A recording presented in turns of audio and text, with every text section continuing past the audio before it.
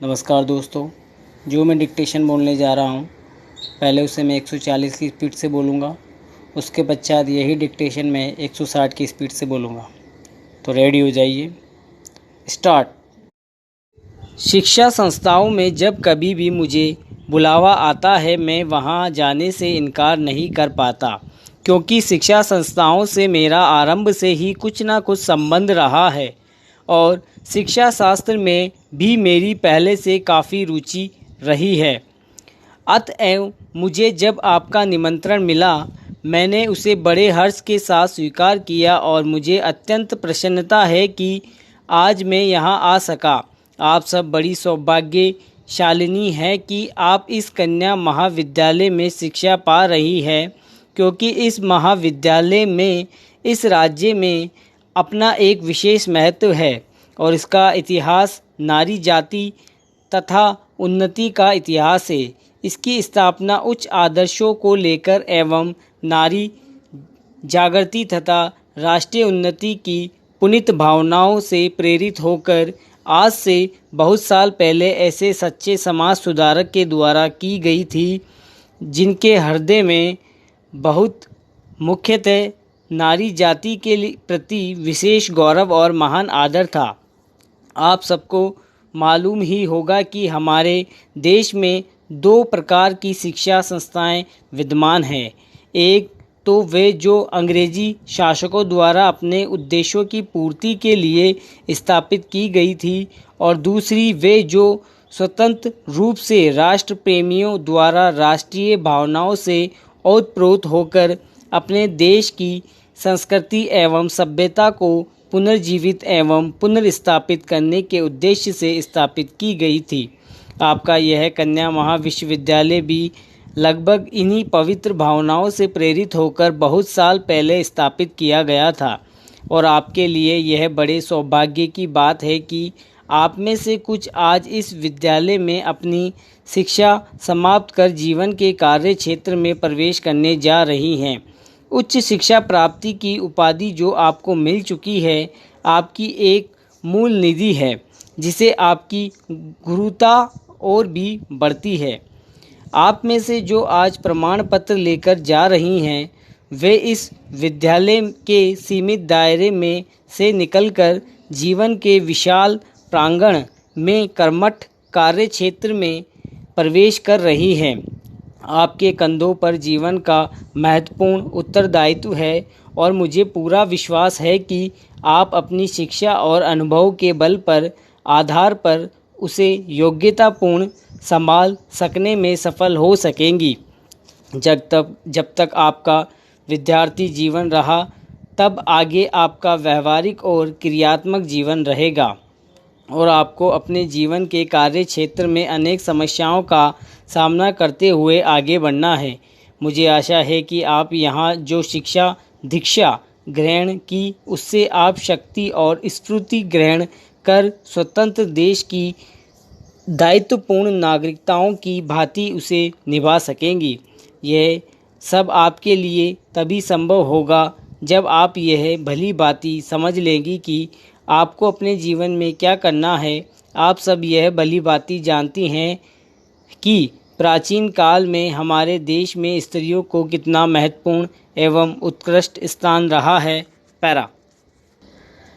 जब हम भारत की संप्रदायों और उत्पादन के उपादानों के संदर्भ में भारत की अर्थव्यवस्था की चर्चा करते हैं, तो उस समय अनिवार्य रूप से उपयुक्त टेक्नोलॉजी से संबंध प्रश्न उठ खड़े होते हैं। इसके लिए कोई निश्चित उत्तर नहीं दिया जा सकता। यह तो अलग अलग उद्योगों के लिए अलग अलग होगा। कुछ उद्योग अपरिहार्य रूप से पूंजी प्रदान होंगे।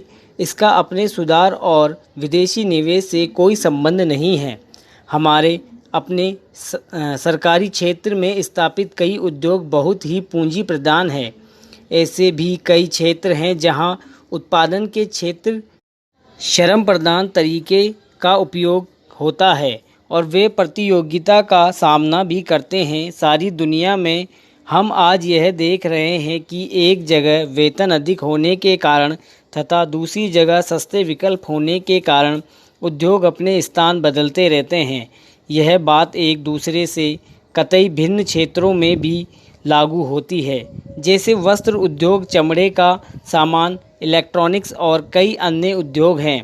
अन्य स्थानों से लेकर आज भारत में जो निवेश किए जा रहे हैं वह ठीक उन्हीं कारणों में किए जाते हैं।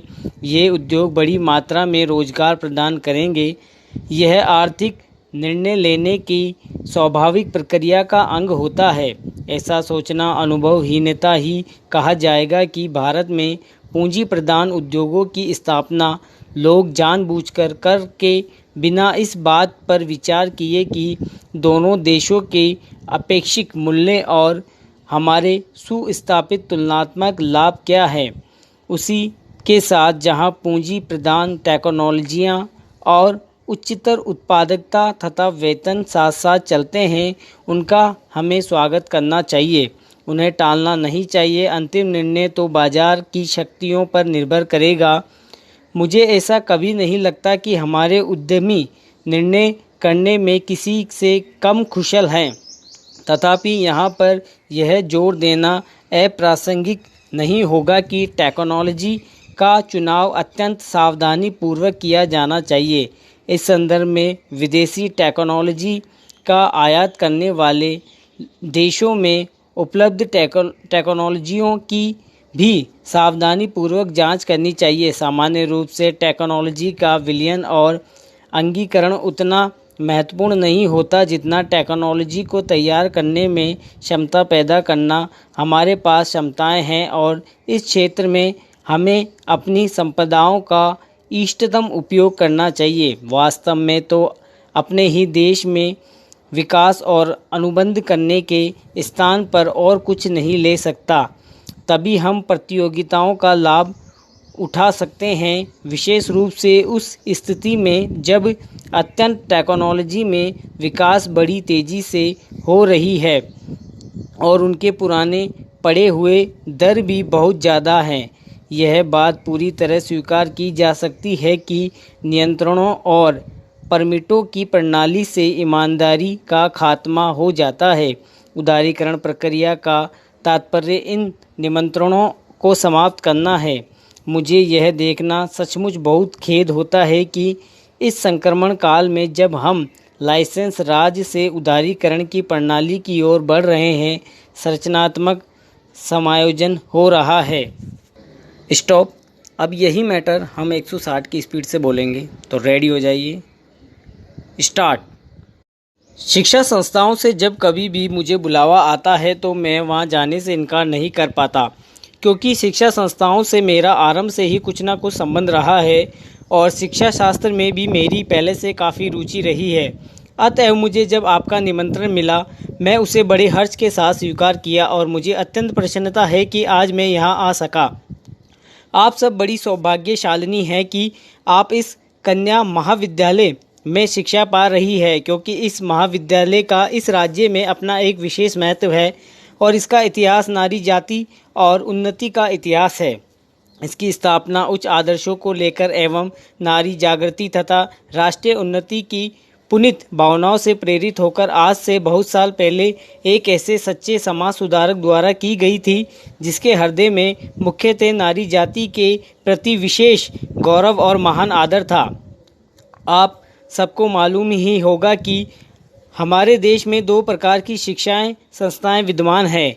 एक तो वे जो अंग्रेजी शासक द्वारा अपने उद्देश्यों की पूर्ति के लिए स्थापित की गई थी, और दूसरी वे जो स्वतंत्र रूप से राष्ट्र प्रेमियों द्वारा राष्ट्रीय भावनाओं से ओतप्रोत होकर अपने देश की संस्कृति एवं सभ्यता को पुनर्जीवित एवं पुनर्स्थापित करने के उद्देश्य से स्थापित की गई थी। आपका यह कन्या महाविद्यालय में भी लगभग इन्हीं पवित्र भावनाओं से प्रेरित होकर बहुत साल पहले स्थापित किया गया था। आपके लिए यह बड़े सौभाग्य की बात है कि आप में से कुछ आज इस विद्यालय में अपनी शिक्षा समाप्त कर जीवन के कार्य क्षेत्र में प्रवेश करने जा रही हैं। उच्च शिक्षा प्राप्ति की उपाधि जो आपको मिल चुकी है, आपकी एक अमूल्य निधि है, जिसे आपकी गुरुता और भी बढ़ती है।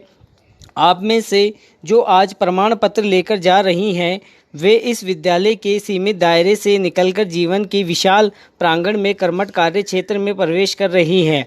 आपके कंधों पर जीवन का महत्वपूर्ण उत्तरदायित्व है और मुझे पूरा भरोसा है कि आप अपनी शिक्षा और अनुभव के बल पर और आधार पर उसे योग्यतापूर्ण संभाल सकेंगे और सफल हो सकेगी। अब तक आपका विद्यार्थी जीवन रहा, अब आगे आपका व्यवहारिक और क्रियात्मक जीवन रहेगा और आपको अपने जीवन के कार्य क्षेत्र में अनेक समस्याओं का सामना करते हुए आगे बढ़ना है। मुझे आशा है कि आपने यहाँ जो शिक्षा दीक्षा ग्रहण की है उससे आप शक्ति और स्फूर्ति ग्रहण कर स्वतंत्र देश की दायित्वपूर्ण नागरिकताओं की भांति उसे निभा सकेंगी। यह सब आपके लिए तभी संभव होगा जब आप ये भली भांति समझ सकेंगी कि आपका अपने जीवन में क्या करना है। आप यह भली भांति जानती होगी कि प्राचीन काल में हमारे देश में स्त्रियों का कितना महत्वपूर्ण व उत्कृष्ट स्थान था। पैरा। जब हम भारत की संपदाओं और उत्पादन के उपादानों के संदर्भ में भारत की अर्थव्यवस्था की चर्चा करते हैं तो उस समय अनिवार्य रूप से उपयुक्त टेक्नोलॉजी के संबंध में प्रश्न उठ खड़े होते हैं। इसके लिए कोई निश्चित उत्तर नहीं दिया जा सकता, यह तो अलग अलग उद्योगों के लिए अलग अलग होगा। कुछ उद्योग अपरिहार्य रूप से पूंजी प्रदान होंगे, इसका हमारे सुधारों और विदेशी निवेशों से कोई संबंध नहीं है। हमारे अपने सरकारी क्षेत्र में स्थापित की गई उद्योग बहुत ही पूंजी प्रदान है। ऐसे भी कई क्षेत्र हैं जहां उत्पादन के श्रम प्रदान तरीकों का उपयोग होता है और वे प्रतियोगिता का सामना भी करते हैं। सारी दुनिया में हम यह देख रहे हैं कि एक जगह वेतन अधिक होने के कारण तथा दूसरी जगह सस्ते विकल्प होने के कारण उद्योग अपने स्थान बदलते रहते हैं। यह बात एक दूसरे से कतई भिन्न क्षेत्रों में भी लागू होती है, जैसे वस्त्र उद्योग, चमड़े का सामान, इलेक्ट्रॉनिक्स और कई अन्य उद्योग हैं। अन्य स्थानों से आकर भारत में जो निवेश किए जा रहे हैं वह ठीक ही कारणों से किए जाते हैं और यह उद्योग बड़ी मात्रा में रोजगार प्रदान करेगी। यह आर्थिक निर्णय लेने की स्वाभाविक प्रक्रिया का अंग होता है। ऐसा सोचना अनुभवहीनता ही कहा जाएगा कि भारत में पूंजी प्रदान उद्योगों की स्थापना लोग जानबूझकर कर रहे हैं, बिना इस बात पर विचार किए कि दोनों देशों में अपेक्षित मूल्य और हमारे सुस्थापित तुलनात्मक लाभ क्या है। उसी के साथ जहां पूंजी प्रदान टेक्नोलॉजियाँ और उच्चतर उत्पादकता तथा वेतन के साथ साथ चलते हैं, उनका अपने स्वागत करना चाहिए, उन्हें टालना नहीं चाहिए। अंतिम निर्णय जो बाजार की शक्तियों पर निर्भर करेगा। मुझे ऐसा कभी नहीं लगता कि हमारे उद्यमी निर्णय करने में किसी न कम कुशल है, तथापि यहाँ पर यह जोर देना अप्रासंगिक नहीं होगा कि टेक्नोलॉजी का आयात करने वाले देश में उपलब्ध टेक्नोलॉजियों की भी सावधानीपूर्वक जांच की जानी चाहिए। सामान्य रूप से टेक्नोलॉजी का विलयन और अंगीकरण उतना महत्वपूर्ण नहीं होता कि जितना टेक्नोलॉजी को तैयार करने में भी क्षमता पैदा करना। हमारे पास क्षमताएं हैं और इस क्षेत्र में हमें अपनी संप्रदायों और इष्टतम उपयोग करना चाहिए। वास्तव में जो अपने ही देश में विकास और अनुसंधान के करने के स्थान पर कुछ नहीं ले सकता, तभी हम प्रतियोगिताओं का लाभ उठा सकते हैं, विशेषकर उस स्थिति में जब यंत्र टेक्नोलॉजी में भी विकास बड़ी तेज़ी से हो रहा है और उसके पुराने पड़ने की दर भी बहुत ज़्यादा है। यह बात पूरी तरह स्वीकार की जा सकती है कि नियंत्रणों और परमिटों की प्रणाली से ईमानदारी का खात्मा किया जा सकता है। उदारीकरण प्रक्रिया का उत्पादन इन नियंत्रणों को समाप्त करना है। मुझे यह देखकर सचमुच में बहुत खेद होता है कि इस संक्रमण काल में जब हम लाइसेंस राज के उदारीकरण की प्रक्रिया की ओर बढ़ रहे हैं, रचनात्मक समायोजन हो रहा है। स्टॉप।